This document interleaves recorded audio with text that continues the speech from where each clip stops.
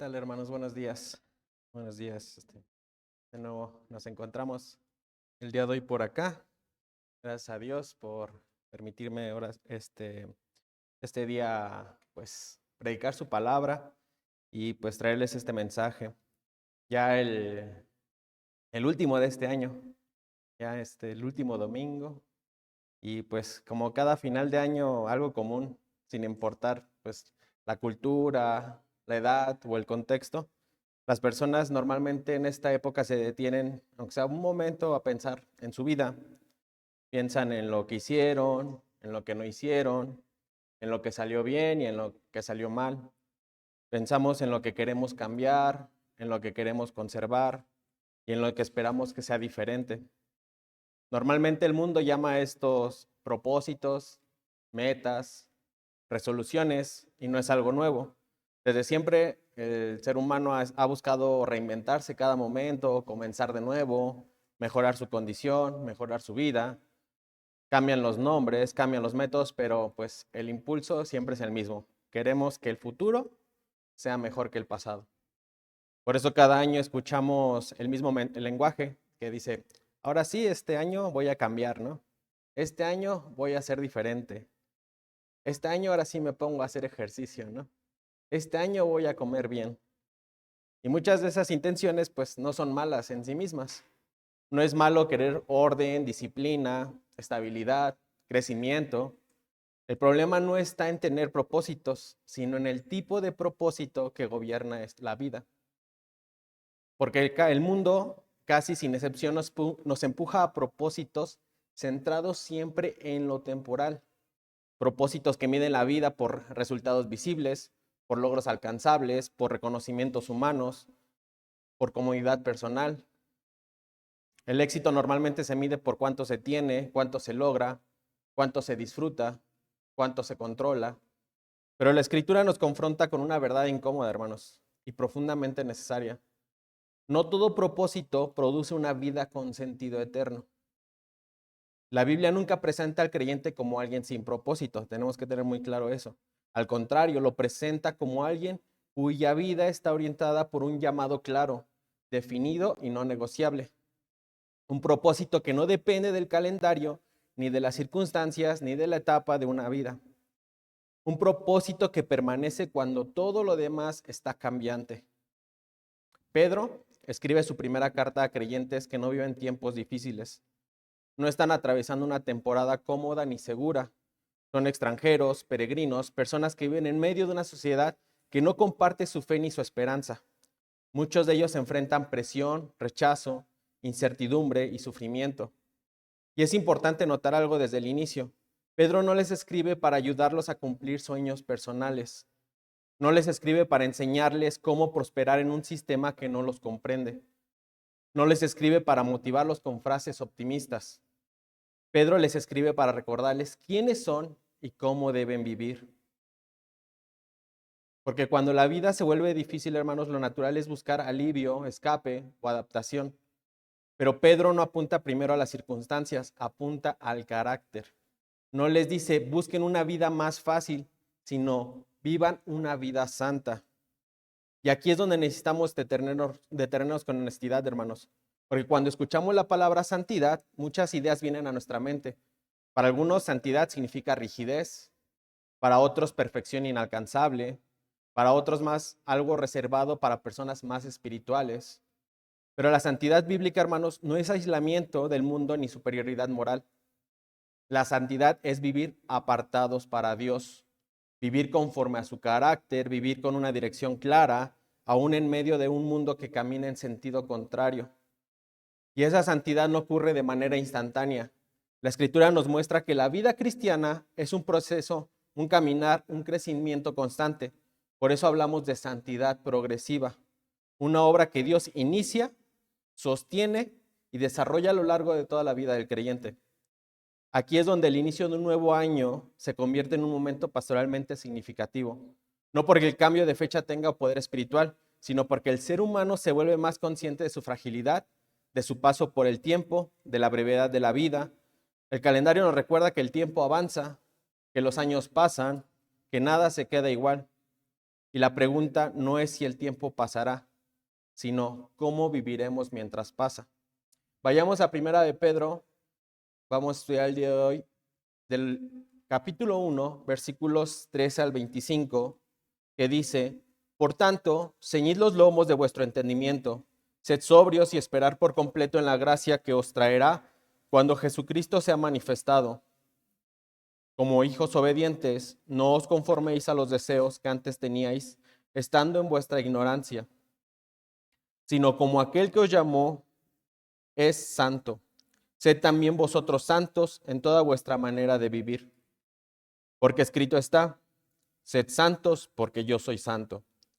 Y si invocáis por Padre a aquel que sin acepción de personas juzga según la obra de cada uno, conducíos en temor todo el tiempo de vuestra peregrinación, sabiendo que fuisteis rescatados de vuestra manera de vivir, la cual recibiste de vuestros padres, no con con cosas corruptibles como oro o plata, sino con la sangre preciosa de Cristo, como la de un cordero sin mancha y sin contaminación, ya destinado desde antes de la fundación del mundo, pero manifestado en los postreros tiempos por amor de vosotros, y mediante el cual creéis en Dios, quien le resucitó de los muertos y le ha dado gloria, para que vuestra fe y esperanza sean en Dios, habiendo purificado vuestras almas por la obediencia a la verdad mediante el Espíritu, para el amor fraternal no fingido.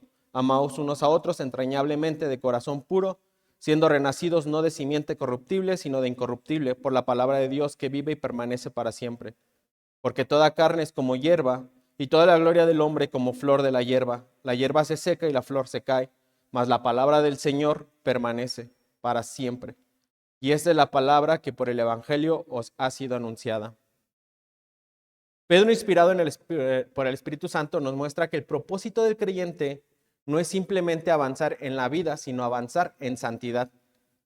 No es solo hacer más cosas, sino ser transformados. No es solo comenzar bien un año, sino vivir bien delante de Dios cada día. Por eso el título de esta predicación es Vivir con propósito santo. No porque el creyente no tenga otros propósitos, sino porque este propósito ordena a todos los demás. Cuando el propósito santo gobierna nuestra vida, los planes se alinean, las decisiones se ordenan, las prioridades se clarifican y el corazón encuentra estabilidad. Pedro nos va a mostrar que este propósito santo no es abstracto ni místico, es profundamente práctico, se manifiesta en la manera de pensar, en la manera de vivir y en la manera de relacionarnos con Dios y con los demás. A lo largo de este pasaje veremos que una vida con propósito santo se expresa en tres dimensiones inseparables. Primero, Pedro nos hablará de un propósito santo que gobierna la mente, versículo 13. Porque nadie vive en santidad si primero no aprende a pensar conforme a la esperanza que Dios le ha dado. La mente es el campo de batalla donde se decide la dirección de la vida. Segundo, veremos un propósito santo que transforma la manera de vivir. Versículos 14 al 16. La santidad no es solo un pensamiento correcto, sino una vida que ya no se conforma a los deseos del pasado. Una vida que refleja el carácter de Dios. Y finalmente, Pedro nos mostrará un propósito santo que se expresa en temor y amor. Versículos 17 al 25. Ese temor reverente delante de Dios, conscientes del precio con que fuimos rescatados, y amor sincero hacia los hermanos como evidencia visible de una fe genuina. Estos tres énfasis, hermanos, no son pasos independientes, son expresiones de una vida, de una misma vida rendida hacia Dios, una mente alineada, una conducta transformada y un corazón que vive delante de Dios con reverencia y amor. Antes de entrar a la exposición de estos puntos, necesitamos reconocer algo con humildad. Nadie puede vivir esta vida por sus propias fuerzas. La santidad progresiva no es el resultado de disciplina humana aislada, es el fruto de una obra que Dios realiza en nosotros por medio de su palabra y su espíritu. Oremos. Señor, te damos gracias, Padre, por este tiempo que tú nos permites para aprender más de tu palabra, Señor. Te pido, Padre, que pues a través de este mensaje, Señor, pues tú nos hables, nos guíes de cómo en nuestro propósito es esa santidad constante, Padre, esa santidad progresiva que debemos tener día con día, Señor. para que pues cada día podamos agradarte, Señor, podamos estar siempre en comunión contigo.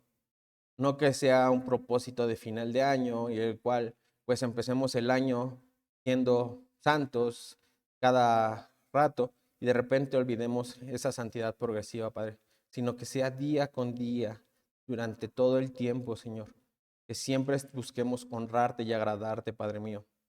Te pido, Padre, que este mensaje pues nos enseñe, Señor, esa parte de ese propósito que debemos tener, Padre, y pues tú habla a través de esta palabra, Padre. Te agradecemos en el nombre de tu Hijo amado, Señor Jesucristo. Amén, Señor. Al comenzar esta exposición no venimos simplemente a recibir información bíblica, hermanos. Venimos a permitir que la palabra primero nos examine, después nos confronte y después nos ordene. Porque al final la pregunta que esta predicación nos hará no es ¿qué planes tienes para este año?, sino algo mucho más profundo. ¿Para qué estás viviendo? Y con esa pregunta delante de nosotros, pasemos ahora al primer énfasis del texto, donde Pedro comienza exactamente donde toda vida santa debe comenzar. Un propósito santo que gobierna la mente. Y dice el versículo 13, por tanto, ceñid los lomos de vuestro entendimiento, sed sobrios, esperad por completo la gracia que se os traerá cuando Jesucristo sea manifestado. Pedro no comienza este versículo con una orden aislada ni con un llamado moral desconectado. Comienza con una palabra que, aunque breve, está cargada con gran peso. Por tanto, esa expresión funciona como un punto de quiebre en el discurso, un momento en el que el apóstol conecta todo lo que ha afirmado con la manera en que ahora el creyente debe vivir. En la escritura normalmente los por tanto nunca son decorativos, siempre indican que lo que sigue es consecuencia directa de una verdad ya establecida. Pedro está diciendo en términos claros, si todo lo que acabo de declarar es verdad, entonces esta es la única manera coherente de vivir. La santidad progresiva que ahora va a exhortar no surge del deseo de mejorar la conducta, sino de la necesidad de vivir de acuerdo con una realidad espiritual que ya ha sido otorgada por gracia. Si separamos el versículo 13 de su por tanto, se convierte en un moralismo. Pero si se entiende el por tanto, se revela como lo que realmente es, una respuesta lógica al evangelio. Pedro no llama a la santidad para producir salvación. Llama a la santidad porque la salvación ya ha sido dada, ya ha sido asegurada, ya ha sido prometida hasta su consumación final. Por eso, antes de entrar de lleno con el versículo 13, es imprescindible escuchar el contexto inmediato completo, no para analizarlo línea por línea, pero para permitir ese peso teológico de llegar a esa exhortación a la cual Pedro les está haciendo. Entonces vayamos ahí a primera de Pedro 1, del 1 al 12, y dice así: Pedro, apóstol de Jesucristo, a los expatriados de la dispersión en el Ponto, Galacia, Capadocia, Asia y Bitinia, elegidos según la presciencia de Dios, Padre en santificación del Espíritu, para obedecer y ser rociados con la sangre de Jesucristo. Gracia y paz os sean multiplicadas. Bendito el Dios y Padre nuestro, Señor Jesucristo, que según su grande misericordia nos hizo renacer para una esperanza viva, por la resurrección de Jesucristo de los muertos, para una herencia incorruptible, incontaminada e inmarcesible, reservada en los cielos para vosotros, que sois guardados por el poder de Dios mediante la fe, para alcanzar la salvación que está preparada para ser manifestada en el tiempo postrero, en lo cual vosotros os alegráis, aunque ahora por poco de tiempo, si es necesario, tengáis que ser afligidos en diversas pruebas, para que sometida a prueba vuestra fe, mucho más preciosa que el oro, el cual, aunque perecedero se prueba con fuego, sea hallada en alabanza, gloria y honra cuando sea manifestado Jesucristo, a quien amáis sin haberle visto, en quien creyendo, aunque ahora no lo veáis, os alegráis con gozo inefable y glorioso, obteniendo el fin de vuestra fe, que es la salvación de vuestras almas. Los profetas que profetizaron de la gracia destinada a vosotros, inquirieron y diligentemente indagaron acerca de esta salvación, escudriñando qué persona y qué tiempo indicaba el Espíritu de Cristo que estaba en ellos, el cual anunciaba de antemano los sufrimientos de Cristo y las glorias que vendrían tras ellos. A esto se les reveló que no para sí mismos, sino para nosotros, administraban las cosas que ahora os son anunciadas, por los que os han predicado el Evangelio por el Espíritu Santo enviado del cielo, cosas en las cuales anhelan mirar los ángeles. Pedro ha asegurado primero la identidad del creyente en estos versículos. Antes de hablar de disciplina, habla de elección. Antes de hablar de obediencia, habla de la gracia. Antes de hablar de conducta, habla de la herencia. Los creyentes a quienes escribe no están luchando por pertenecer, ya pertenecen. No están tratando de alcanzar una esperanza, ya han sido engendrados para una esperanza viva. Son elegidos por Dios Padre, apartados por el Espíritu, rociados con la sangre de Cristo. Son guardados por el poder de Dios, aún en medio de pruebas, con una salvación preparada para ser manifestada plenamente. Su fe no es un accidente, es una fe probada, con propósito. Su esperanza no es una ilusión, es una herencia incorruptible. Y es sobre esa base, hermanos, no sobre amenaza ni culpa, que Pedro dice, por tanto. Esto es determinante. La santidad progresiva no es una escalera para subir hacia Dios, es el camino natural de quienes ya han sido alcanzados por Él. Pedro escribe a creyentes que viven como expatriados y peregrinos. Vemos que no son ciudadanos plenos del sistema cultural que los rodea, no controlan el discurso público, no determinan las normas sociales, no disfrutan de aceptación general. En ese contexto, la presión no siempre se manifiesta como persecución abierta, sino como desgaste constante. El mayor peligro para estos creyentes no era una negación pública de Cristo, sino una rendición interna del pensamiento. ¿Qué quiere decir esto? Suavizar la esperanza, reducir la expectativa eterna, vivir con la mirada baja, simplemente sobreviviendo. Pedro entiende algo que sigue siendo cierto hoy. Cuando la mente se acomoda al mundo, la vida le sigue detrás. Por eso, el primer llamado a la santidad no apunta a las manos ni a los pies, sino a la mente. Antes de hablar de conducta, Pedro habla de gobierno interior. Dice, ceñid los lomos de vuestro entendimiento. Aquí vemos que Pedro utiliza una imagen profundamente cotidiana para su audiencia. En el mundo antiguo sabemos que usaban túnicas largas y normalmente nadie trabajaba, corría o peleaba con las túnicas sueltas, sino que hacían, antes de cualquier acción importante, se recogían la tela, la ajustaban y la ceñían con una cuerda. Era una señal visible de preparación, de enfoque, de determinación. Por eso Pedro traslada esa imagen al mundo interior. El entendimiento no se limita al intelecto, incluye la manera en que el creyente interpreta el sufrimiento, procede a la incertidumbre y evalúa el futuro y define lo que realmente importa. Es el centro desde el cual se toman decisiones y se responde a la vida. Ceñir la mente, hermano, significa eliminar todo estorbo mental. ¿Qué quiere decir esto? Ordenar nuestros pensamientos, rechazar distracciones espirituales. Pedro está diciendo, no vivan con una mente suelta en un mundo hostil. Una mente desordenada produce una fe frágil. Una fe frágil produce una obediencia inconsistente. ¿Y qué les dice? Sed sobrios.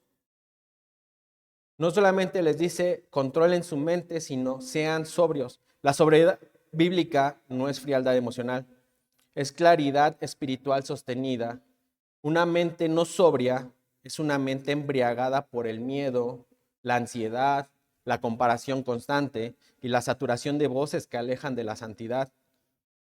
Pedro no está diciendo no sientan, sino no permitan que lo que sienten gobiernen lo que creen. La sobriedad permite discernir antes de reaccionar, confiar antes de desesperar, obedecer aun cuando no todo se entiende.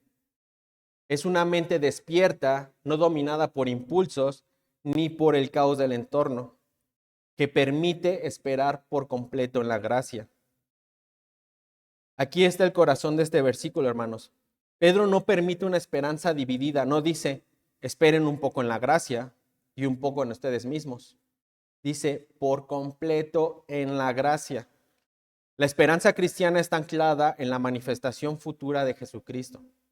El creyente Vive el presente a la luz de lo que será revelado al final.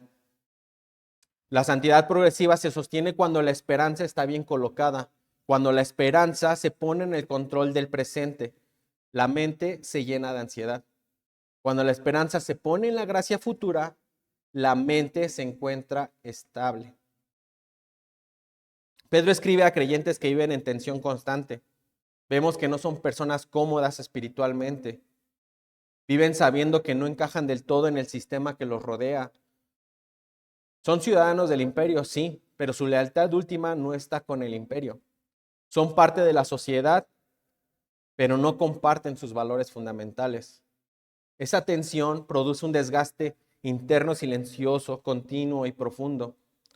La tentación para ellos no era necesariamente abandonar la fe de manera pública y escandalosa, sino ajustar su manera de pensar para reducir esa fricción que tenían. Pensar menos en la herencia futura, quizá, esperar menos del cielo, enfocarse más en sobrevivir que en vivir con propósito eterno. En otras palabras, vivir con una mente suelta, una mente sin ceñir. Ese mismo peligro, hermanos, existe hoy, aunque en una forma distinta. La iglesia contemporánea no vive mayormente bajo persecución directa. Bueno, aquí en nuestro país no es de esa manera, pero vive bajo una presión mental mucho más intensa. Nunca antes el creyente había sido tan bombardeado por información, por opiniones, por crisis globales, por comparaciones constantes, por expectativas irreales, por disturbios de la sociedad. La mente rara vez descansa, rara vez está enfocada, rara vez está verdaderamente sobria.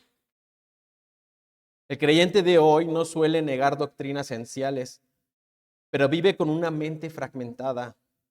Cree en la gracia, pero vive dominado por la ansiedad. Cree en la soberanía de Dios, pero reacciona como si todo dependiera de Él. Cree en la esperanza futura, pero organiza su vida como si este mundo fuera su hogar permanente. Por eso la exhortación de Pedro es profundamente actual, hermanos. Ceñid los lomos de vuestro entendimiento. Pedro nos enseña que la santidad progresiva no fracasa primero en la conducta, sino en la mente. Antes de que el creyente desobedezca externamente, ya ha comenzado a desordenarse internamente. Antes de que se conforme al mundo, ya ha permitido que el mundo gobierne su manera de pensar. Ceñir la mente hoy implica aprender a ordenar prioridades, a someter pensamientos a la verdad del Evangelio. Implica reconocer que no todo pensamiento que surge merece gobernarnos. Implica disciplina espiritual, pero también humildad. Aceptar que necesitamos que la palabra de Dios gobierne nuestra interpretación de la realidad. Cuando Pedro dice sed sobrios, se está llamando a una iglesia que vive con los pies en la tierra, pero con la mirada en el cielo. Sobriedad no es dureza, es equilibrio. No es ausencia de emociones, es emociones gobernadas por la verdad. No es indiferencia ante el sufrimiento, es confianza firme en medio del sufrimiento. Y cuando Pedro ordena esperar por completo en la gracia, está confrontando directamente la tendencia humana a dividir la esperanza. Esperar un poco en Dios y un poco en nosotros. Esperar en la gracia cuando todo va mal, pero confiar en nuestras fuerzas cuando todo va bien. Pedro trata de eliminar esa división y nos llama a una esperanza total, exclusiva, definitiva en la gracia que será revelada en Jesucristo. Una iglesia que no gobierna su mente con la esperanza del Evangelio terminará viviendo una fe débil, reactiva y sin estabilidad. Una iglesia que ciñe su mente vivirá con firmeza, aún en medio de un mundo inestable. Vayamos a Romanos 12:2.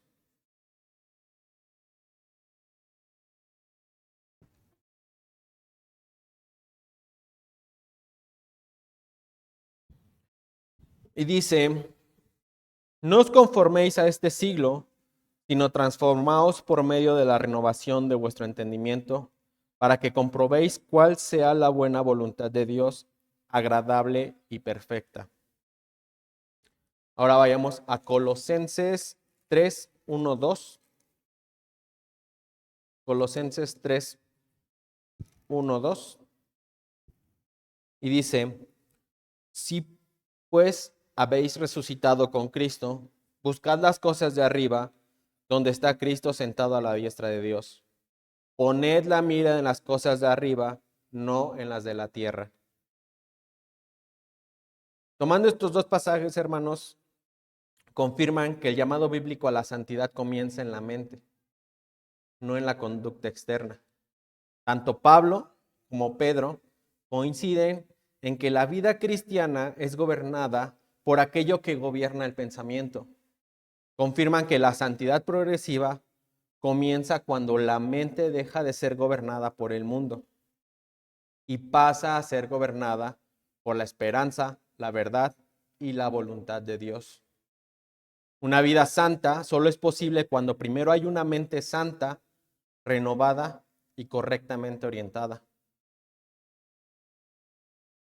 Sabemos que nadie corre una carrera con ropa suelta, nadie cruza un terreno peligroso distraído, nadie enfrenta una tormenta sin estar preparado.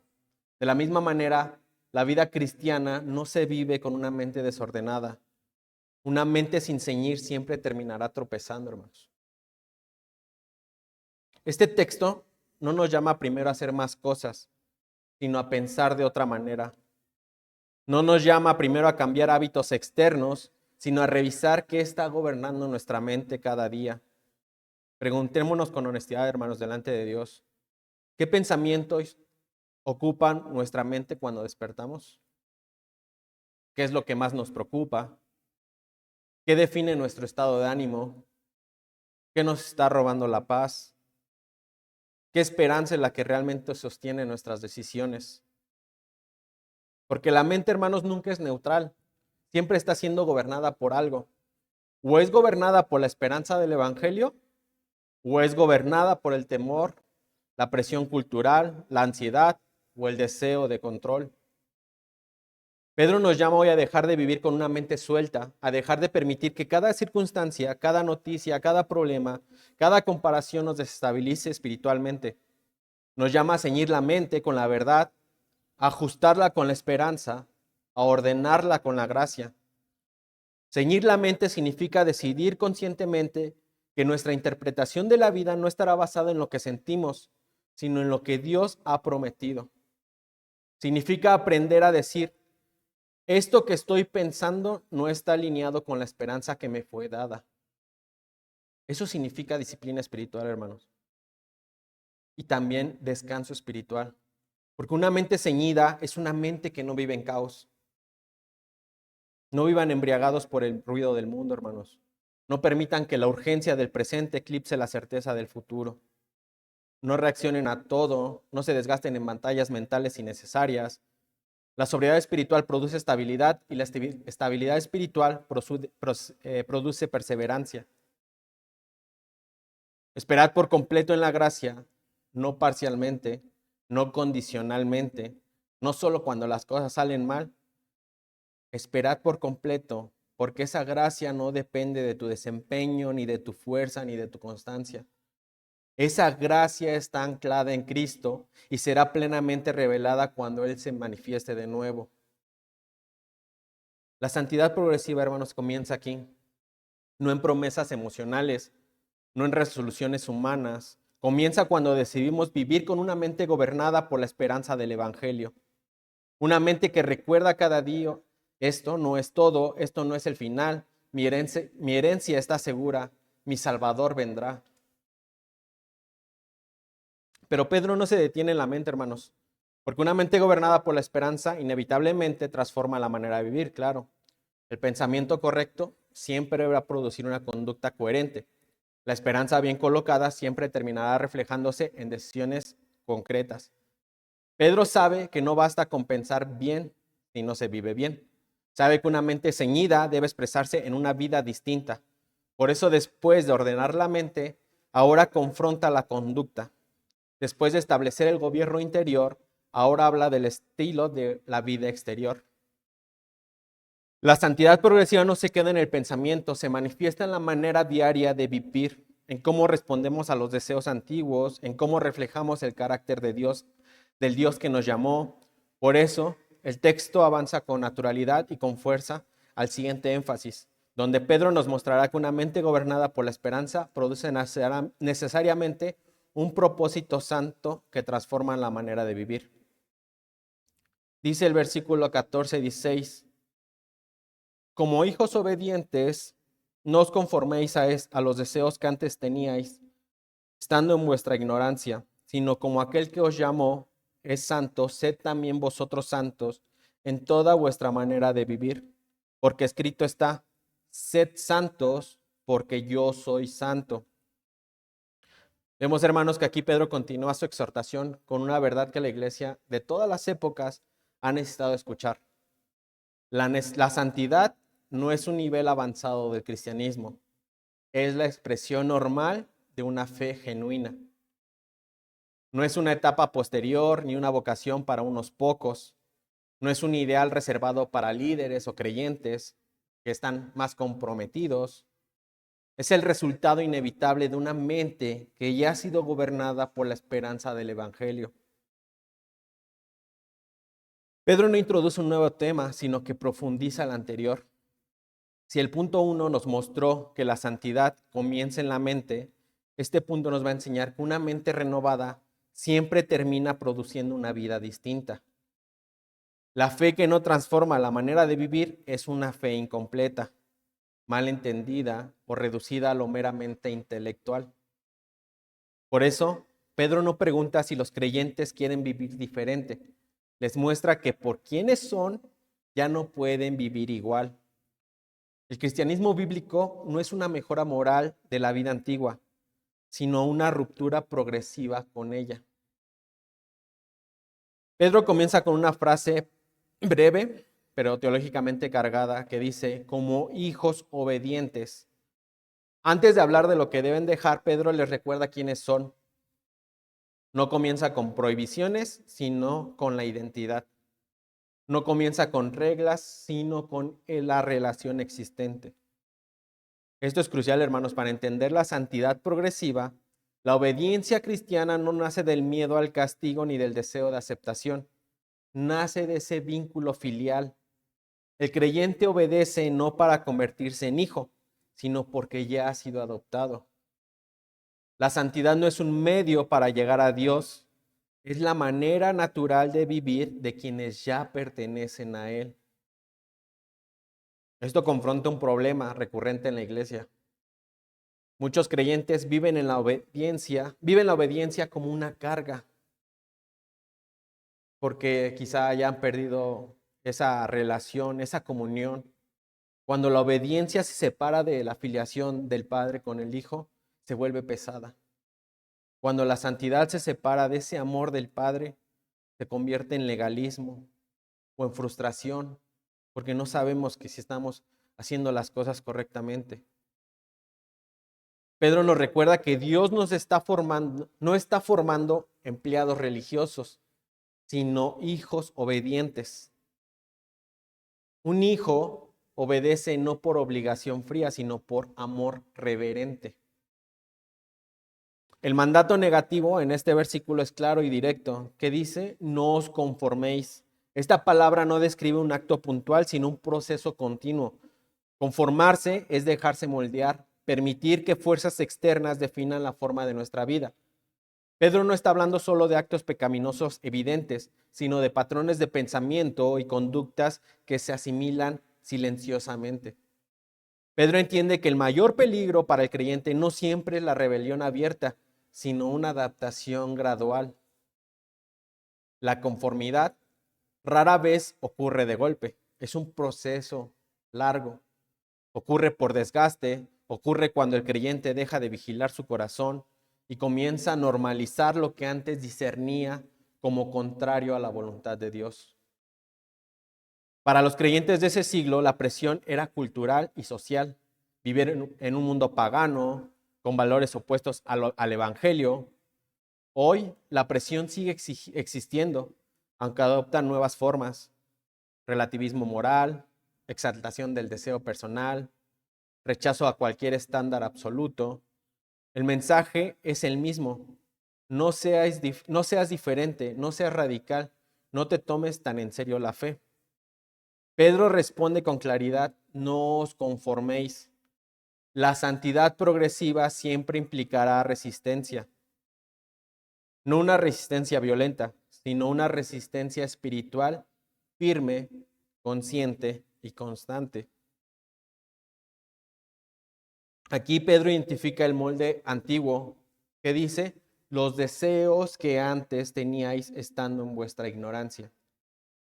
Estos deseos, hermanos, no son neutrales. Son deseos que nacieron en un contexto sin la luz espiritual. Dice, en vuestra ignorancia, en vuestro desconocimiento de la palabra, en vuestro desconocimiento de Dios, sin discernimiento, sin referencia de ese carácter de Dios. Eran deseos gobernados por el yo, por la cultura, por la carne. Pedro no está diciendo que todo deseo sea malo, sino que no todo deseo es digno de ser seguido. El problema no es sentir deseo, sino permitir que el deseo gobierne la vida. La ignorancia espiritual no se refiere a falta de información, sino a una vida desconectada de la verdad de Dios. Esto confronta a la iglesia actual, hermanos, en un punto sensible. Vivimos en una cultura que absolutiza el deseo. Se nos enseña que seguir el deseo es autenticidad, que negarlo es represión. Pedro dice exactamente lo contrario. Seguir deseos antiguos es vivir como si aún estuviéramos en ignorancia.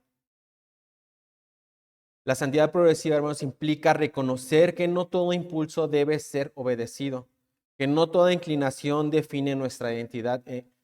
En Cristo ya no somos esclavos del deseo, somos hijos llamados a reflejar el carácter del Padre. Después del no, Pedro presenta el sí, que dice, sed también vosotros santos. Este llamado no se basa en la capacidad humana, sino en el carácter de Dios. Porque dice, como aquel que os llamó es santo. El fundamento de la santidad, vemos que no es el esfuerzo humano, sino la naturaleza de Dios mismo. Ser santo no significa ser aislado, extraño o inaccesible. Significa vivir apartados para Dios con una vida orientada por su carácter. Pedro no rebaja el estándar ni lo adapta a la cultura, lo ancla en Dios mismo. Aquí Pedro destruye la idea de una santidad selectiva o parcial. No dice, sed santos cuando puedan, ni sed santos en lo religioso. Dice, en toda vuestra manera de vivir. Esa santidad no es perfección instantánea, pero sí es coherencia creciente. Para comprender con mayor profundidad lo que Pedro está diciendo, es necesario recordar que la santidad nunca ha sido una idea cómoda para ninguna generación. En la audiencia original, la santidad implicaba vivir de manera visible y distinta en medio de una cultura profundamente pagana, politeísta y moralmente permisiva. Ser santo no era solo una convicción interna, era una realidad que se notaba en la vida diaria, en las decisiones públicas y en la manera de relacionarse con la sociedad. Pedro no está escribiendo desde una torre alta teológica, está escribiendo a creyentes reales, con presiones reales, con tentaciones reales, con luchas internas profundas. Ellos no estaban preguntando qué es la santidad en teoría, sino cómo se vive una vida santa cuando todo a mi alrededor empuja en la dirección contraria. Aquí se debe reconocer algo fundamental. La santidad que Pedro exige no es una santidad aislada del mundo, sino una santidad vivida dentro del mundo. No se trata de huir de la sociedad, apartarnos de la sociedad, porque pues, eso es imposible, sino de vivir con un sistema de valores distinto.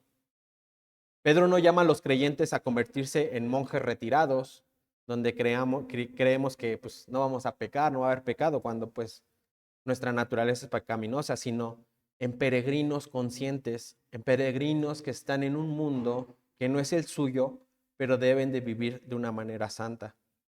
Cuando Pedro dice, no os conforméis, está reconociendo que la conformidad es la opción más fácil, es la respuesta natural del corazón humano adaptarse para reducir esa fricción. Pero la santidad progresiva siempre implica una fricción espiritual. Implica vivir con una tensión constante entre lo que Dios dice y lo que el mundo celebra. En la iglesia contemporánea, esta tensión no ha desaparecido, hermanos. Simplemente ha cambiado de forma. Hoy no se nos presiona principalmente a adorar a ídolos visibles, pero sí a abrazar ídolos culturales. Normalmente el yo, el deseo, la comodidad, la autoexpresión sin límites, la redefinición constante de la verdad. La santidad hoy no se cuestiona por ser mala, sino por ser considerada innecesaria. A veces también considerada exagerada o intolerante. Pedro, sin embargo, no suaviza el llamado. Él entiende que cuando la iglesia diluye la santidad para ganar aceptación, pierde su testimonio espiritual. La santidad progresiva no es un obstáculo para la misión, es parte esencial en ella. Una iglesia que vive distinta apunta a un Dios distinto. El texto nos enseña que la santidad no se adapta al contexto, se encarna en el contexto. No cambia su esencia, pero se vive con sabiduría. No se negocia, pero se expresa con amor. No se impone, pero se mantiene con convicción. Pedro también nos ayuda a entender que la santidad progresiva es un proceso, no un evento. No se trata de abandonar todos los deseos desordenados de una sola vez, sino de permitir que el carácter de Dios vaya reordenando progresivamente nuestra manera de vivir. La santidad no es perfección inmediata, pero sí es dirección clara. Para la iglesia actual, esto es profundamente liberador y confrontador a la vez. Liberador porque Dios no espera perfección instantánea. Nos deja un poquito tranquilos esa parte. Confrontador porque sí espera una transformación real. La santidad progresiva no es opcional, ni negociable, ni simbólica. Es la evidencia de que la gracia está obrando. Pedro no está enseñando algo aislado ni novedoso. El llamado a una vida transformada que no se conforma al pasado es una enseñanza consistente en todo el Nuevo Testamento. La santidad progresiva no es una idea secundaria, es el fruto inevitable de la unión con Cristo. Vayamos a Romanos 6:4.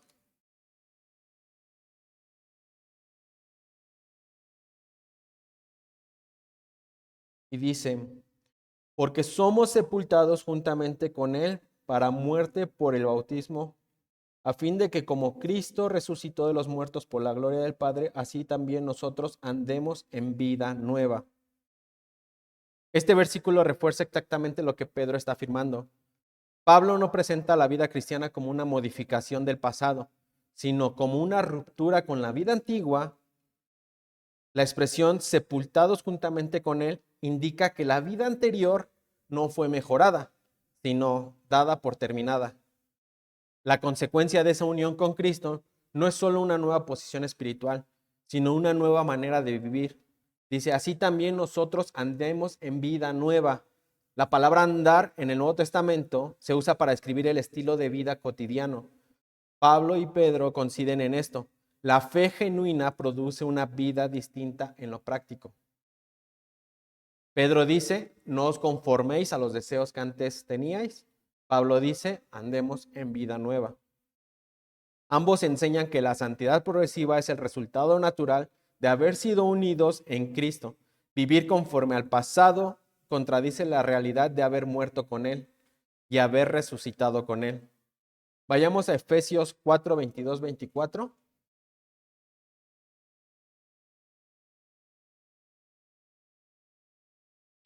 Efesios 4, 22, 24. Y dice, en cuanto a la pasada manera de vivir, despojaos del viejo hombre que está viciado conforme a los deseos engañosos, y renovaos en el espíritu de vuestra mente, y vestíos del nuevo hombre creado según Dios en la justicia y santidad de la verdad. Este pasaje desarrolla con claridad el mismo principio que Pedro expone en 1 Pedro 1, 14 y 16. Pablo describe la santidad progresiva como un proceso consciente y continuo con 3 movimientos claros. 1, despojarse del viejo hombre. Esto implica reconocer que la vida pasada estaba gobernada por deseos engañosos, no eran deseos neutrales, sino deseos que prometían vida y producían corrupción. Esto conecta directamente con la expresión de Pedro: los deseos que antes teníais estando en vuestra ignorancia. Ambos apóstoles coinciden en que el pasado ya no puede seguir definiendo el presente. Segundo, renovarse en el espíritu de la mente. Aquí Pablo une mente y conducta tal como Pedro lo hace en su carta. La transformación no comienza en lo externo, sino en lo interno. La santidad progresiva no es un esfuerzo meramente conductual, sino una obra que comienza con una mente renovada por la verdad. Y tercero, vestirse del nuevo hombre. Pablo afirma que el nuevo hombre ha sido creado según Dios en la justicia y santidad de la verdad. El estándar de la nueva vida no es la cultura ni la experiencia personal, sino que Dios mismo. Esto armoniza perfectamente con Pedro cuando dice: sed santos porque yo soy santo. Este pasaje prueba que la santidad no es opcional ni secundaria, sino parte esencial de la nueva identidad en Cristo. No es una carga añadida al Evangelio, sino la evidencia de que el Evangelio está obrando en nuestras vidas. Tanto Pablo como Pedro enseñan que la santidad progresiva no consiste en mejorar la vida antigua, sino en abandonarla. No se limita a actos visibles, sino que comienza en la mente. No tiene como estándar la cultura, sino el carácter de Dios. No es instantánea, pero sí real, constante y observable. Por eso cuando Pedro dice: sed también vosotros santos en toda vuestra manera de vivir, no está llamando a una perfección inalcanzable, sino una vida coherente con la nueva identidad que Dios ha dado en Cristo. Nadie que ha cambiado de una ciudadanía sigue viviendo como si aún perteneciera al país anterior. Normalmente, si nosotros nos vamos a otro país y nos volvemos residentes de ese país, las leyes cambian, las costumbres cambian y la forma de vivir también. Si alguien dice que pertenece a una nueva nación, pero vive exactamente igual que antes, hay una contradicción evidente y es notable. Eso es lo que Pedro señala cuando dice: no os conforméis a los deseos que antes teníais. No es fingir una nueva identidad, sino aprender a vivir conforme a ella. Si hemos sido llamados por un Dios santo, nuestra manera de vivir inevitablemente comienza a reflejarlo. Este llamado no nos permite permanecer neutrales, hermanos. Pedro no nos da espacio para una fe cómoda, diluida o culturalmente aceptable. Nos confronta con una pregunta inevitable: ¿qué está moldeando realmente nuestra manera de vivir? Porque todos estamos siendo moldeados por algo. Nadie vive en un vacío espiritual, o somos conformados por el carácter de Dios, o somos conformados por el carácter de Dios, perdón, o somos conformados por los deseos del pasado, por la cultura presente o por el temor al rechazo. La pregunta no es si estamos siendo moldeados, sino por quién.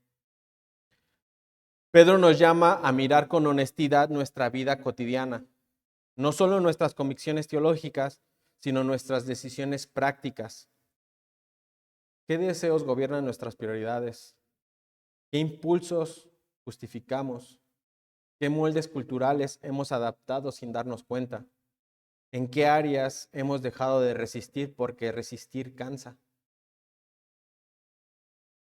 La santidad progresiva comienza cuando dejamos de excusar lo que Dios ya ha confrontado, cuando dejamos de llamar debilidad a lo que en realidad es desobediencia, cuando dejamos de justificar con gracia lo que Dios llama a abandonar con amor. Pero esta exhortación no es una carga pesada, hermanos. Pedro no nos llama a una vida de frustración espiritual, sino una vida de libertad verdadera. Los deseos antiguos prometen satisfacción, pero producen esclavitud. El llamado de Dios parece exigente, pero produce vida, paz y gozo profundo. No fuimos rescatados para seguir viviendo como antes, con una etiqueta cristiana. Fuimos llamados para reflejar el carácter de Dios que nos rescató, no para aislarnos, sino para vivir con propósito. No para juzgar al mundo, sino para mostrar que hay una vida diferente posible. La santidad progresiva no nos quita humanidad, nos devuelve la humanidad conforme al diseño de Dios. No nos roba identidad, nos afirma en quiénes somos en Cristo, no nos aleja del amor, nos capacita para amar correctamente. Hoy Dios nos llama a dejar de conformarnos, hermanos, a dejar de negociar con el pasado, a dejar de vivir con una fe cómoda que no transforma. Nos llama a vivir como hijos obedientes, no por miedo, sino por amor. No para ganar aceptación, sino porque ya hemos sido aceptados. Pedro no concluye aquí porque la santidad no se agota en lo que dejamos atrás, ni en cómo ordenamos nuestra conducta externa. Una vida verdaderamente transformada por Dios desarrolla inevitablemente una nueva relación con Dios y con los demás. Después de hablarnos de la mente gobernada por la esperanza y de la vida transformada en obediencia, Pedro nos lleva al corazón del testimonio cristiano. Cómo vivimos delante de Dios con temor reverente y cómo vivimos con los hermanos en amor sincero. La santidad progresiva no produce orgullo espiritual, sino humildad reverente. No produce aislamiento, sino amor genuino. No produce dureza, sino sensibilidad espiritual. Una vida santa no es fría, es profundamente consciente de Dios y profundamente comprometida con las personas. Por eso, Pedro avanza ahora al clímax pastoral del pasaje y nos mostrará que la santidad progresiva se sostiene cuando recordamos el precio con que fuimos rescatados, cuando caminamos delante de Dios como peregrinos responsables y cuando el amor fraternal se convierte en la expresión visible de una fe auténtica. Así llegamos al último énfasis del texto, donde la santidad deja de ser solo dirección personal y se convierte en un testimonio relacional. Pedro entra en esta sección final como culminación natural de todo lo que se ha venido desarrollando desde el versículo 13. Si en el versículo del 13 al 16 el énfasis estuvo en la mente y en la conducta, ahora Pedro profundiza en la actitud interior delante de Dios y en la expresión relacional de la santidad. En esta parte no se introduce un tema nuevo, sino que integra y completa el llamado a la santidad progresiva. Pedro conecta la ética cristiana con la redención, la escatología y la palabra de Dios, mostrando que la santidad no es un comportamiento aislado, sino una vida entera ordenada por el Evangelio. Y dice en el versículo 17, y si invocáis por aquel que sin acepción de personas juzga según la obra de cada uno, conducíos en temor todo el tiempo de vuestra peregrinación. Pedro comienza con una proposición condicional que en realidad asume una realidad verdadera. Si invocáis por Padre, no está cuestionando si los creyentes llaman a Dios Padre, lo da por sentado. La invocación a Dios como Padre es una marca clara de la identidad cristiana. Sin embargo, Pedro introduce inmediatamente una tensión teológica deliberada. El mismo Dios que es Padre es también juez. Esta afirmación no pretende generar inseguridad en la salvación, sino ordenar la vida cristiana. En la teología de Pedro, la filiación no elimina la responsabilidad moral. La expresión sin acepción de personas subraya la imparcialidad divina. Dios no juzga por estatus, etnia, trasfondo religioso o apariencia externa. El juicio se realiza según la obra de cada uno, no como medio de salvación, sino como una evaluación real de la vida vivida. El imperativo central es conducíos en temor. El término temor sabemos aquí que no puede entenderse como un terror servil, sino como una reverencia consciente. Es la actitud de quien vive sabiendo que toda su vida está delante de Dios. Pedro añade todo el tiempo de vuestra peregrinación. La metáfora del peregrino es clave en toda la carta. El creyente sabemos que no pertenece definitivamente a este mundo. Vive, ¿qué? De paso. Esta conciencia de peregrinaje produce un estilo de vida sobrio, responsable y orientado a lo eterno. En el versículo 18 y 19 dice, sabiendo que fuisteis rescatados de vuestra vana manera de vivir, la cual recibisteis de vuestros padres, no con cosas corruptibles como oro o plata, sino con la sangre preciosa de Cristo como de un cordero sin mancha y sin contaminación. Pedro ahora explica por qué el creyente debe vivir con temor reverente.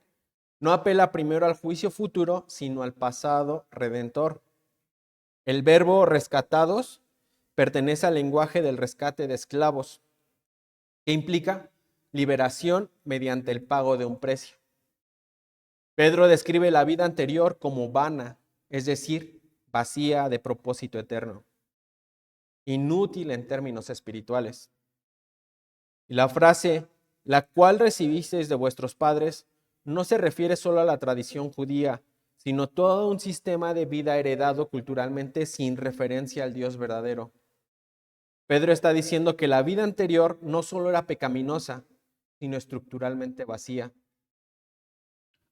Pero luego introduce un contraste radical, no con cosas corruptibles, sino con ¿qué? Con la sangre preciosa de Cristo. El argumento es teológico y ético, hermanos. El valor de la vida cristiana está determinado por el precio de su redención. Si el precio fue eterno, la vida no puede vivirse de manera trivial. La imagen del Cordero sin mancha conecta directamente con el sistema sacrificial del Antiguo Testamento y con la tipología del Cordero Pascual. Pedro presenta a Cristo como ¿qué? El sacrificio perfecto, sin defecto moral ni contaminación. Y continúa en el versículo 20 y 21. Ya destinado desde antes de la fundación del mundo, pero manifestado en los postreros tiempos por amor de vosotros, y mediante el cual creíste en Dios, quien le resucitó de los muertos y le ha dado gloria para que vuestra fe y esperanza sean en Dios. Vemos que Pedro eleva ahora la perspectiva del lector desde la cruz histórica hacia el plan eterno de Dios. Cristo no fue un recurso de emergencia, fue destinado desde antes de la fundación del mundo. La redención no es una improvisación de Dios, hermanos, es un propósito eterno. La manifestación de Cristo en los postreros tiempos conecta esa obra redentora con la escatología, con aquel día de que de venir. Los creyentes viven en el tiempo del cumplimiento, aunque aún esperan la consumación final. El resultado de esta obra redentora es claro, hermanos, para que vuestra fe y esperanza sean en Dios. Aquí Pedro une fe, una confianza presente, y la esperanza, una expectativa futura. Ambas están correctamente orientadas no en circunstancias, no en obras humanas, sino en ¿qué? En Dios mismo. Esta correcta orientación es fundamental para la santidad progresiva. Y en el versículo 22 dice, habiendo purificado vuestras almas por la obediencia a la verdad mediante el Espíritu para el amor fraternal no fingido, amaos unos a otros entrañablemente de corazón puro. Pedro ahora se mueve del fundamento teológico a la manifestación práctica. La purificación del alma no es presentada como un fin en sí mismo, sino como un propósito claro, el amor fraternal sincero. La obediencia a la verdad no produce orgullo espiritual, produce capacidad de amar correctamente. El amor fraternal que Pedro describe no es fingido ni superficial, es genuino, profundo y constante. El mandato, amaos unos a otros entrañablemente, utiliza un término que implica intensidad y perseverancia. No es un amor ocasional, sino uno que se esfuerza, se extiende y permanece para la eternidad.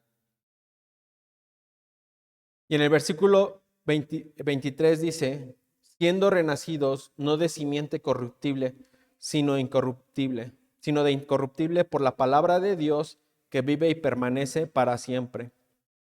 Vemos que Pedro fundamenta el amor fraternal en la nueva naturaleza espiritual del creyente. El nuevo nacimiento no proviene de una fuente perecedera, sino de una simiente incorruptible. La palabra de Dios es presentada como viva y permanente. No solo origina la vida cristiana, la sostiene. La santidad progresiva depende de una fuente que no se desgasta con el tiempo. Porque vemos que aquello que es perecedero, pues es del hombre. pero la permanencia absoluta solo es la palabra.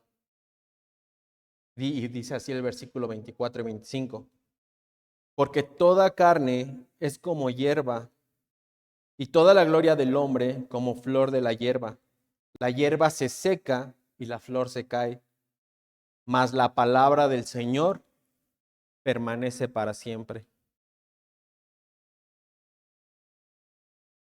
Pedro no cita este pasaje como un adorno literario para terminar este pasaje, ni como una reflexión poética aislada. Esta cita funciona como el cierre teológico de este mensaje, hermanos, y en realidad como una conclusión lógica de todo el capítulo 1. Vemos que hasta este punto Pedro ha hablado de una vida vivida en temor reverente, versículo 17, una redención costosa y eterna, versículos 18 y 19, un plan divino establecido antes de la fundación del mundo, versículo 20, una fe y esperanza correctamente orientadas en Dios, versículo 21, una vida purificada que se expresa en amor fraternal, versículo 22, un nuevo nacimiento producido por una simiente incorruptible, versículo 23. Ahora en los versículos 24 y 25, Pedro contrasta radicalmente dos realidades: lo que es humano, natural y temporal, y lo que es divino, eterno e inmutable. Este contraste no es teórico, es existencial. Pedro sabe que sus lectores viven en un mundo donde lo visible parece más real que lo eterno. Por eso termina recordándoles que ¿qué es lo que realmente permanece? Pedro cita Isaías 40, 6, 8, Isaías 40 del 6 al 8, un texto profundamente significativo para el judaísmo y para la teología bíblica en general. Isaías 40 marca el inicio de la sección de consolación del libro de Isaías, donde Dios habla de esperanza a un pueblo que vive en exilio, fragilidad y aparente derrota. En Isaías, la metáfora de la hierba no es simplemente una reflexión sobre la brevedad de la vida, es una afirmación teológica. El poder humano es ilusorio, pero la palabra de Dios es absolutamente confiable. Cuando Pedro toma este texto y lo aplica a la iglesia, está haciendo algo muy importante. Está diciendo que la situación espiritual de los creyentes dispersos es análoga a la del Israel exiliado. Ambos viven como pueblo de Dios en medio de contextos hostiles, frágiles y transitorios. Vemos que la expresión toda carne no se limita al cuerpo físico. Sabemos que en el lenguaje bíblico, carne también representa a la humanidad en su condición creada, débil y finita. Pedro no está diciendo que el cuerpo sea malo, sino que toda la existencia humana es frágil por naturaleza. La imagen de la hierba comunica tres ideas clave. Primero, la brevedad. Sabemos que la hierba brota rápidamente, pero su ciclo de vida es corto. Así es la vida humana, hermanos. Aparece, florece y desaparece. Segunda idea, la dependencia. La hierba depende completamente de condiciones externas: sol, agua, clima. Si no tiene uno de estos, se muere. Del mismo modo, la vida humana es vulnerable a factores que no controla. Y tercero, la inestabilidad. La hierba no tiene permanencia, no ofrece seguridad duradera. Pedro está desmontando cualquier confianza excesiva en lo humano. Para creyentes que viven bajo presión social, política y cultural, este recordatorio es crucial. No construyen su esperanza sobre algo inherentemente frágil, sino en algo eterno. Pedro no se detiene en la vida en general, va más lejos. Toda la gloria del hombre. Aquí gloria se refiere a aquello que el ser humano considera valioso, impresionante o digno de admiración. Estatus social, reconocimiento público, logros personales, poder, influencia, seguridad en lo material. Pedro afirma que incluso lo mejor del hombre es como flor de hierba. No dice que sea malo, pero es transitorio. La flor es hermosa, es llamativa, es atractiva, pero dura muy poco. Pedro está enseñando que el problema no es disfrutar lo que Dios permite, sino confiar en ello como si fuera permanente.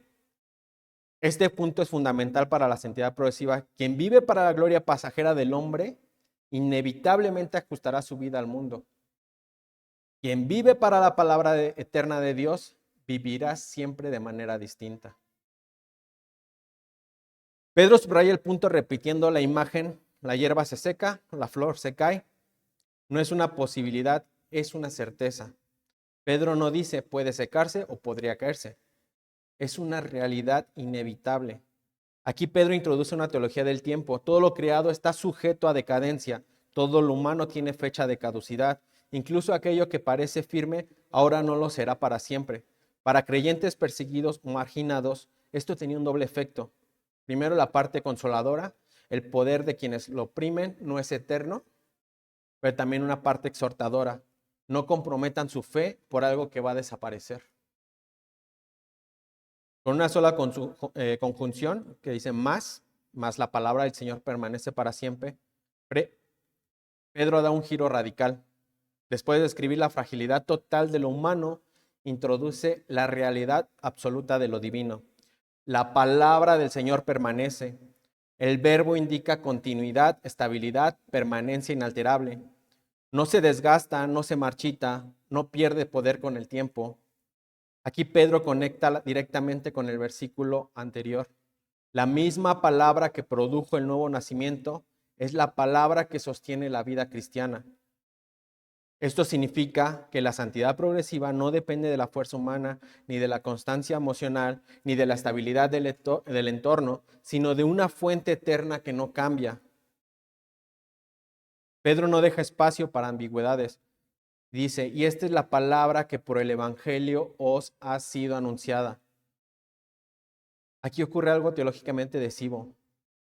Pedro identifica la palabra eterna con el Evangelio predicado. No está hablando de una palabra abstracta, mística o general. Está hablando del mensaje concreto de Cristo crucificado y resucitado, anunciado a ellos. Esto tiene dos implicaciones. El Evangelio no solo es el mensaje que inicia la vida cristiana, sino que es el fundamento que la sostiene. Y la santidad progresiva está inseparablemente ligada a la centralidad de ese Evangelio. Pedro está diciendo: la misma palabra que los salvó, que los guarda, la misma palabra que los salvó es la que los guarda. La misma palabra que los regeneró es la que les permite vivir en santidad.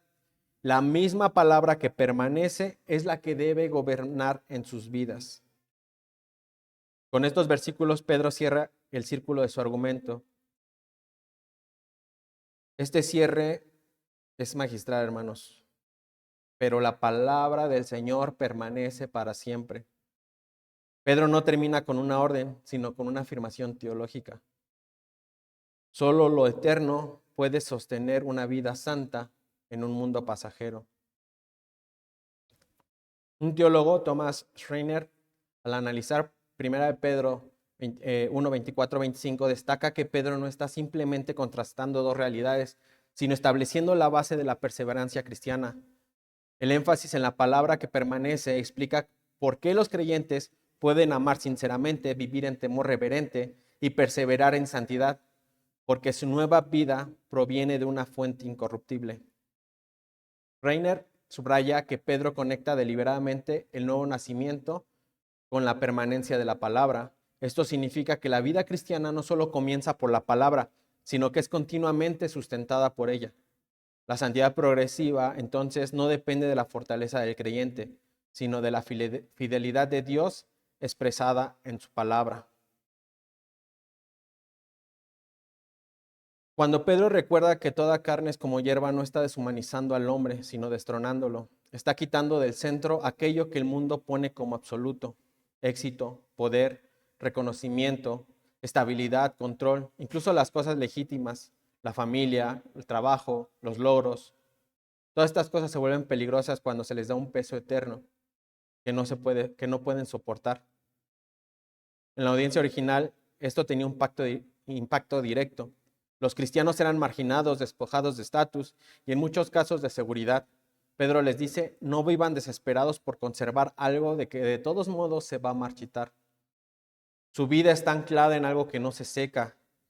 En la iglesia actual el peligro es distinto, pero igual de real. No siempre perdemos cosas, muchas veces las acumulamos, y cuanto más acumulamos, más difícil se vuelve vivir como peregrinos. Pedro nos recuerda que incluso la gloria del hombre, lo mejor que podemos lograr, es como flor de hierba. Calvino, comentando este pasaje, afirma en esencia que Pedro quiere desarraigar la vida del creyente de una confianza excesiva del mundo, para que su esperanza esté firmemente plantada en la palabra de Dios. Para Calvino, la comparación con la hierba no busca despreciar la creación, sino humillar el orgullo humano, recordándole su dependencia total de Dios. Señala que el corazón humano tiende naturalmente a aferrarse a lo visible, que por eso Pedro insiste en contrastar lo pasajero con lo eterno. Según Calvino, solo cuando el creyente comprende cuán frágil es todo lo humano, puede descansar verdaderamente en la fidelidad de Dios y vivir una vida ordenada por el temor reverente. Pedro está haciendo algo profundamente pastoral aquí en este pasaje. Está reordenando las prioridades del corazón. Todo lo humano pasa, toda la gloria terrenal se marchita, toda seguridad basada en este mundo es frágil. Pero la palabra de Dios permanece, el evangelio no cambia, la vida que proviene de esa palabra es incorruptible. Por eso el creyente puede vivir en temor reverente sin caer en miedo a amar profundamente, sin agotarse y caminar en santidad, sin desesperar, porque su vida está anclada en lo eterno. Vemos aquí, hermanos, que al llegar a esta parte, Pedro ha cerrado su argumento con una claridad poderosa. Nos ha mostrado que la santidad progresiva no es un añadido a la vida cristiana, sino el fruto natural de una esperanza bien colocada, de una vida transformada y de un corazón anclado en lo eterno. Hemos visto que la santidad comienza cuando la mente es gobernada por la esperanza. Se manifiesta cuando la manera de vivir es transformada conforme al carácter de Dios y se sostiene cuando vivimos delante de Dios con temor reverente y amor sincero, anclados en la palabra que permanece. Ahora, hermanos, al cerrar esta exposición, es necesario recoger todo el mensaje y permitir que la palabra no solo haya sido explicada, sino recibida, no solo entendida, sino abrazada, porque Dios no nos habló en este texto para informarnos, sino para formarnos. Por eso, pasemos ahora a la conclusión general y dejaremos que el Espíritu de Dios haga la obra final, llamándonos a vivir este nuevo año y cada día conforme al propósito santo para el cual fuimos llamados. Al llegar al final de esta porción de la Escritura es importante reconocer que Pedro no nos ha llevado simplemente por un desarrollo lógico de ideas, sino por un camino espiritual completo. No ha buscado ampliar nuestro conocimiento, sino reordenar nuestra vida a la luz de la eternidad. Este pasaje no fue escrito para creyentes cómodos, ni para cristianos instalados, ni para personas que viven su fe de manera superficial. Fue escrito para una iglesia que caminaba en medio de la presión, de la fragilidad, de la incertidumbre y que necesitaba recordar quiénes eran, para qué habían sido llamados y cómo debían vivir mientras peregrinaban en este mundo. Y lo que Pedro nos ha mostrado es claro. El propósito del creyente no cambia con los años, no se redefine con las circunstancias, no se ajusta a las modas culturales. El propósito del creyente permanece. Vivir en santidad progresiva, conforme al corazón de Dios, mientras esperamos la manifestación gloriosa de Jesucristo. Pedro comenzó recordándonos que la santidad no inicia en las manos, ni en los pies, ni siquiera en las decisiones externas. Comienza en la mente con un propósito santo que gobierna la mente. Pero Pedro no se quedó en el pensamiento. Nos mostró que una mente gobernada por la esperanza tiene un propósito santo que transforma la manera de vivir. La fe que no cambia la vida diaria, la fe que no cambia la vida diaria no es la fe bíblica. Por eso nos dijo, como hijos obedientes, no os conforméis. No os conforméis a los deseos del pasado, no os conforméis a los moldes de la cultura, no os conforméis a una fe cómoda que no confronta ni transforma. Pedro nos recordó que el estándar no es la cultura ni la opinión de otros, ni nuestras emociones. El estándar es Dios mismo. Sed santos porque yo soy santo. Y esa santidad no es parcial, no es selectiva, no es limitada a ciertos momentos.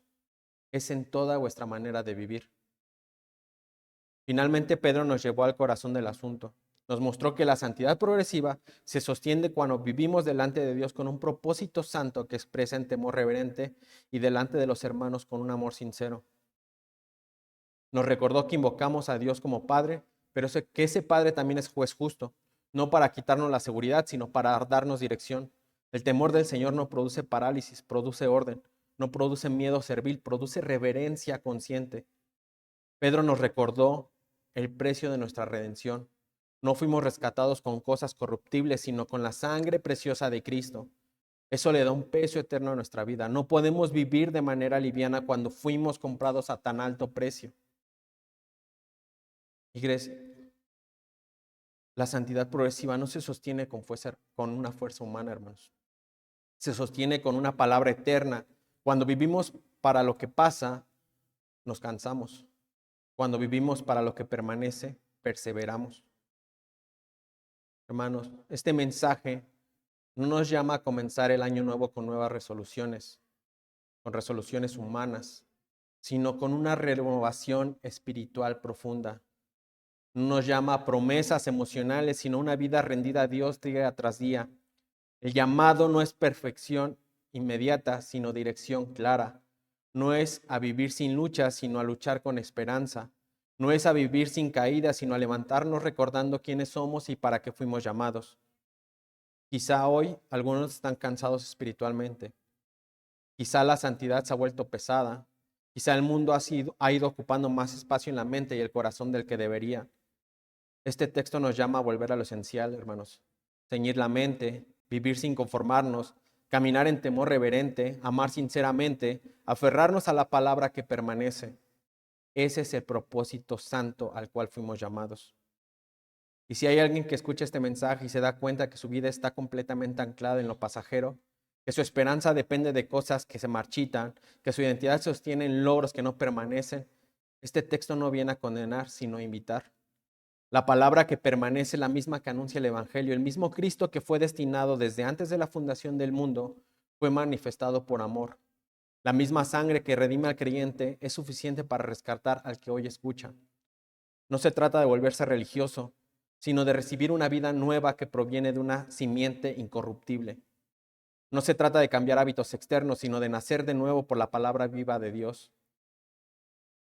Iglesia mía, al comenzar este nuevo año y cada día que Dios nos conceda, recordemos esto.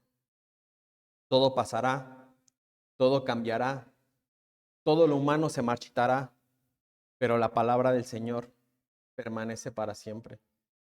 Vivamos entonces no para lo que se ve, sino para lo que permanece.